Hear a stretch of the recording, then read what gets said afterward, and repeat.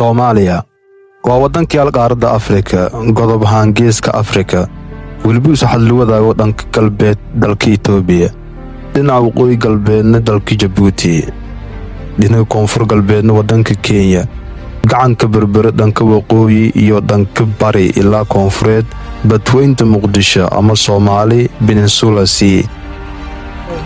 Soomaaliya waliba la tabadanka dheer Afrika, taasoo ka qiyaas ahaan 3,383 kilomitir. dadka ku nool wadanka Soomaaliya waliba la qiyaasay 30 milyan oo qof. magaalada madaxdan iyo ku nooliyeen qiyaastii 5.7 milyan qof oo magaalada Muqdisho caasimadda ku nool.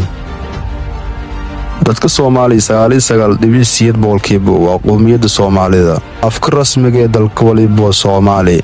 afafka kale dunida la xiriirayso waa Carabi maadaama ay afka diinta Islaamka.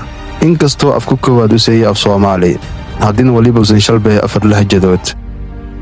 maay oo lahjada asalka ee hooyada af Soomaaliga, maxaa tiri afgari iyo afbaraawe.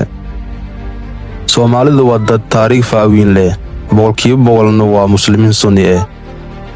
dadkaasoo jeel diintiyo iyo dhaqansho waaniyo ka faanay meelol iyo dunida iyo ku roogaan.